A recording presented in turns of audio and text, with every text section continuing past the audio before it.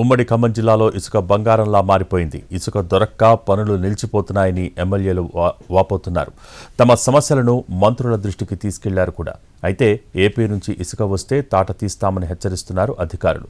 ఈ సమస్యలకు పరిష్కారంగా కొత్త ర్యాంప్ ఏర్పాటు చేయిస్తామని మంత్రులు హామీ ఇస్తున్నారు. మరోవైపు భద్రాద్రి కొత్తగూడెంలో పోలీసులపైనే ఇసుక మాఫియా దాడి కలకలం రేపుతోంది.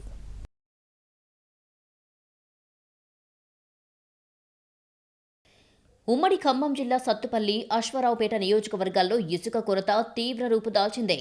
ఏపీలో సుదీర్ఘ సరిహద్దు ఉండడంతో అక్కడి నుంచే ఇసుకను తీసుకుని వస్తున్నారు. ఏపీ నుంచి హైదరాబాద్కు ఇసుక తరలిస్తున్నారు. దీంతో ఇసుక అక్రమ రవాణాపై ఉక్కుపాదం మొదలుపెట్టారు అధికారులు. సత్తుపల్లి ఎమ్మెల్యే ముఖ్య అనుచరుడిపై కూడా నాన్ బెయిలబుల్ కేసును పెట్టారు.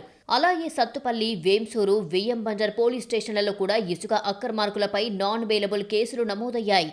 ఇది కాస్త వివాదంగా మారింది. మరోవైపు భద్రాద్రి కొత్తగూడెం జిల్లా బూర్గంపాడు మండలంలో పోలీసులపై ఇసుకాసురులు దాడికి ప్రయత్నించారు. సోంపల్లి ఇసుక ర్యాంపు వద్ద రాత్రి వేళల్లో అక్రమంగా ఇసుక రవాణా జరుగుతోందంటూ స్థానికులు లారీలను అడ్డుకున్నారు. ఈ క్రమంలో స్థానికులు ఇసుక ర్యాంపు నిర్వాహకుల మధ్య వాగ్వాదం చోటు చేసుకోగా స్థానికులపై దాడి జరిగినట్లుగా తెలుస్తోంది. ఈ ఘటనపై బాధితులు బూర్గంపాడు పోలీస్ స్టేషన్లో ఫిర్యాదు చేశారు. ఫిర్యాదు అందుకున్న పోలీసులు దర్యాప్తు నిమిత్తం సోంపల్లిలోని ఇసుక ర్యాంపు వద్దకు వెళ్లారు. అక్కడి పరిస్థితులను పరిశీలిస్తున్న సమయంలోనే వేగంగా వచ్చిన ఓ ఇసుక లారీ పోలీసులను ఢీకొట్టింది. 2 కానిస్టేబుల్స్ గాయపడగా వారిని వెంటనే చికిత్స నిమిత్తం భద్రాచలం ప్రభుత్వ ఆసుపత్రికి తరలించారు. ఘటనకు కారణమైన లారీని పోలీసులు స్వాధీనం చేసుకుని పోలీస్ స్టేషన్కు తరలించారు.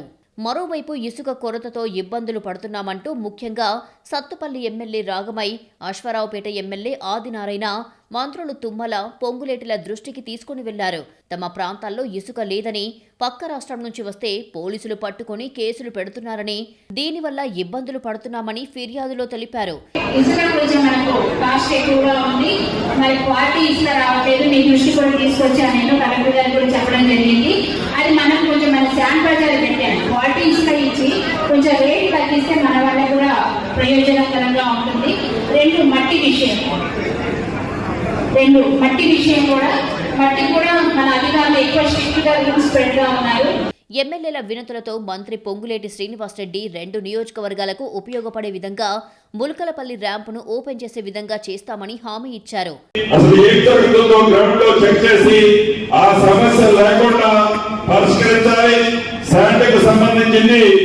దూరం నుంచి ట్రాన్స్పోర్ట్ చేయడం వల్ల ఎక్కువ ఖరీదు పడుతుంది అంటున్నారు.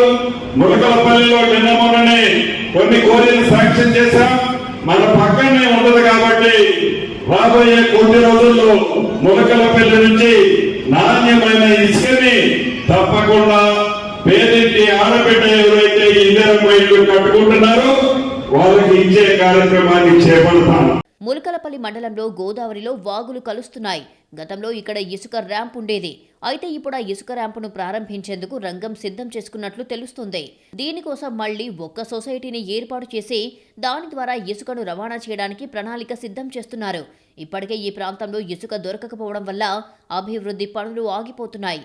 దీనికి తోడుగా ఎక్కువ రేటు పెట్టి కొనుగోలు చేయాల్సి వస్తోంది. కానీ ఇసుక ఏపీ నుంచి రావడానికి వీల్లేదని మాత్రం గట్టిగా చెబుతున్నారు. అందువల్ల ఇసుక కోసం కొత్తగా ర్యాంపు ఓపెన్ చేయాలని ప్రణాళిక చేస్తున్నారు.